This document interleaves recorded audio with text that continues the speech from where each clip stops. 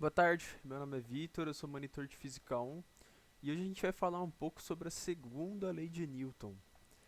Ah, É essa que muitas vezes a gente vê nos planos inclinados, em outros tipos de exercícios, certo? Bom, voltando aqui na tabela de novo, a gente vai situar aqui, né? De novo, aqui a gente tem todos os princípios que regem a mecânica como um todo. Dentro de alguns ramos aqui a gente tem o movimento, a força, a energia e o momento. E dentro deles ainda a gente pode separar, na real, entre mecânica translacional e mecânica rotacional. Especificamente do que a gente está falando, a gente está dentro do quadro da força aqui, né, nesse quadro aqui. E mais especificamente ainda falando desse quadradinho aqui, a segunda lei de Newton, que diferentemente da primeira, a somatória das forças não é zero. Agora você tem alguma aceleração naquele corpo. Você tem que a somatória das forças vai ser igual a massa vezes a aceleração, né? Bom, antes de qualquer coisa, eu queria propor aqui uma ideia sobre uma análise dos vetores, né? A gente sabe que a força em si, ela é um vetor, e a aceleração também é, mas a massa é uma unidade escalar. A gente não consegue representar isso como um vetor, né? Ela é uma propriedade do corpo. O que isso significa? É que uma multiplicação entre um escalar e um vetor, que é o resultado da força nesse caso, né?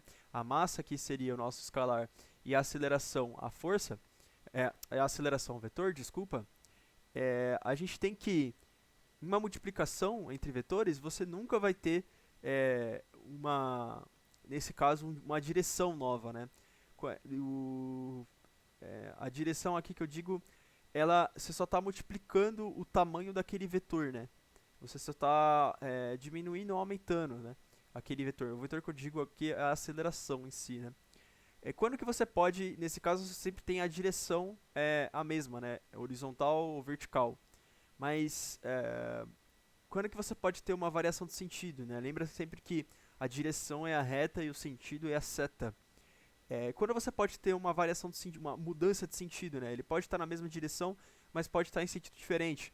Quando o escalar que multiplica o vetor, no caso a massa, é, ele for negativo, né? Tiver sinal trocado, ele pode mudar o sentido daquele vetor.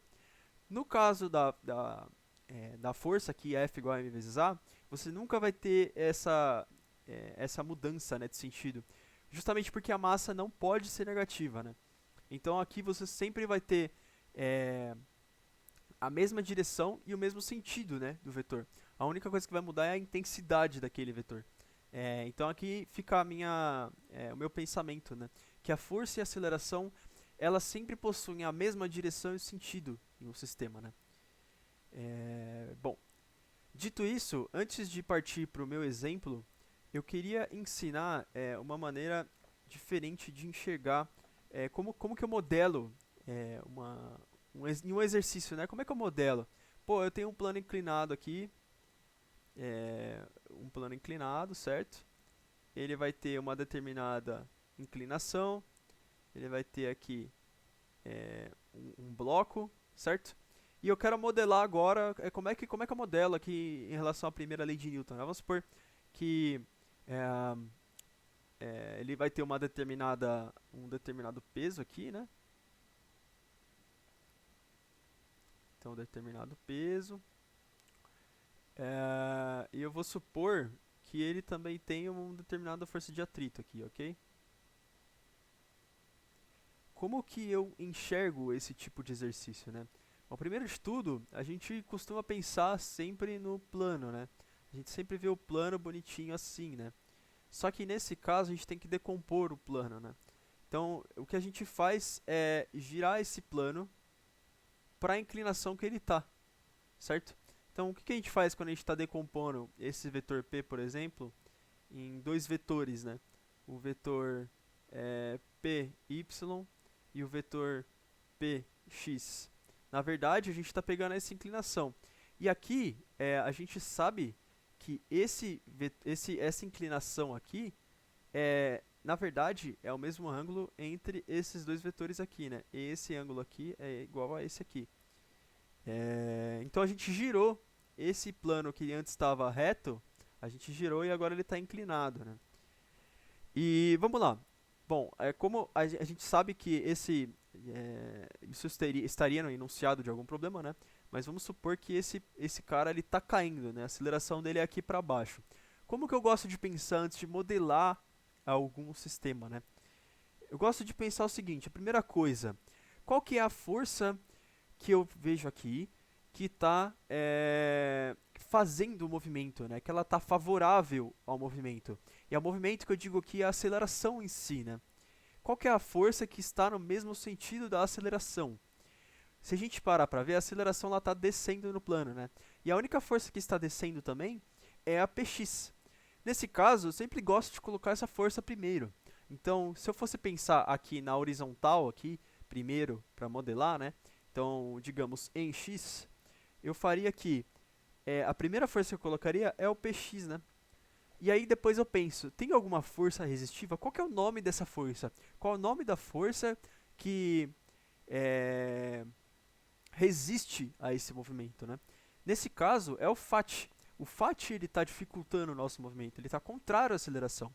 E é interessante sempre montar os exercícios assim, porque nesse sentido você sempre vai ter uma aceleração positiva, né? Quando você for igualar isso a m vezes a, você nunca vai ter que trocar o sinal desse a, sempre vai ser m vezes a, nunca vai ser menos m vezes a, né? Porque você sabe que a força que está, que essa força aqui que você colocou primeiro, ela está no mesmo sentido da aceleração, certo? Bom, e aqui a gente vai ter também, eu esqueci de colocar a normal, né? A gente vai ter sempre uma normal aqui entre o plano, né? Essa aqui seria a nossa equação em x e essa equação seria em y, né? A equação em y nada mais é que, bom, a gente vai ter, a gente não tem movimento em y, né? Então a gente basicamente vai igualar. A gente sabe que, como não temos movimento, o somatório das forças é igual a zero, né? Então a gente vai ter que n mais py vai ser igual a zero. Nesse caso, py ela está para baixo no plano, né? Então a gente pode falar que n menos py é igual a zero. Então, n igual a py, né? A gente achou que a normal aqui desse corpo ela é igual a componente y do peso, né? Bom, dito isso, agora a gente pode partir para o exemplo, né? Para esse exemplo, vocês têm que assistir o vídeo antes que eu vou deixar, mas é basicamente uma bola de boliche e uma pena sendo despencadas de uma certa altura em uma câmara a vácuo, né? Primeiro eles soltam esses dois objetos com ar e depois sem ar, né? O que eles querem medir? A resistência do ar, né? Como a resistência do ar ela interfere na aceleração do objeto, né? Veja bem, a bola de boliche ela tem uma aerodinâmica muito melhor do que a pena, né? Ela é redondinha, então a força de resistência do ar que eu coloquei aqui como Fr, ela é muito menor do que uma força que é exercida na pena, né? Ela não tem uma aerodinâmica muito bem feita ali. E a força de resistência do ar, ela é justamente uma força que depende da geometria do objeto, né? Bom, se a gente for equacionar isso, né? Como que eu faria? Pensando ali na maneira de pensar, como equacionar, qual que é o nome da força que faz o movimento, né? Nesse caso, o movimento está para baixo e a nossa força peso está para baixo. Então, como é que eu modelaria? A nossa força peso menos a força de ar, força de resistência do ar, né? Seria para esse primeiro objeto aqui, né? Porque a força peso, ela exerce o movimento, né? E a resistência do ar, ela está dificultando aquele movimento, certo? Isso tudo vai ser igual a massa vezes a aceleração, né? Só que, devido à bola de boliche ter uma aerodinâmica muito maior, muito boa, né? A gente considera que a força de resistência do ar dela é desprezível. E nesse caso, a gente tem uma igualdade, que a massa vezes a gravidade vai ser igual a massa vezes a aceleração. As duas massas, os dois termos da equação se cancelam, né?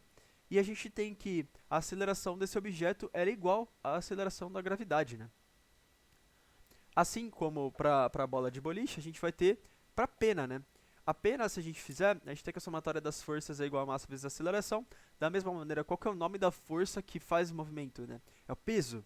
E qual que é o nome da força que resiste ao movimento? É a força de resistência do ar. Isso tudo vai ser igual a massa vezes a aceleração. Então eu coloquei peso menos força de resistência do ar igual a massa vezes a aceleração. Nesse caso, a força de resistência do ar da pena não é desprezível. Então a gente tem que considerar ela como um fator considerável, né? E juntando tudo isso, a gente vai ver que a aceleração que ela cai não é igual à aceleração da gravidade, né? Ela vai ter um termo que representa o peso menos um termo que representa a força de resistência do ar, tudo isso dividido pela própria massa do objeto, né? Agora, isso é na câmera com ar, né? Agora, na câmera sem ar, a gente pode notar que o termo da resistência do ar, ele some, né? Então a gente não tem mais essa força resistiva. A gente simplesmente tem que o peso dos dois objetos vai ser o termo que realiza o movimento. Você não tem nenhuma força resistiva, né? E a gente chega, se a gente equacionar, que ambas as acelerações vão ser igual à gravidade. O que isso significa? Que tanto a bola de boliche quanto a pena vão tocar o solo ao mesmo tempo. Veja bem, eu não digo que elas vão tocar o solo com a mesma força. Isso não é possível porque a bola de boliche é muito mais pesada e possui muito mais inércia do que a pena. Então sim, a força que a bola de boliche vai tocar o solo é muito maior do que a força que a pena vai tocar o solo. Mas elas tocam ao solo ao mesmo tempo, justamente porque ambas estão sob uma aceleração que é a aceleração da gravidade.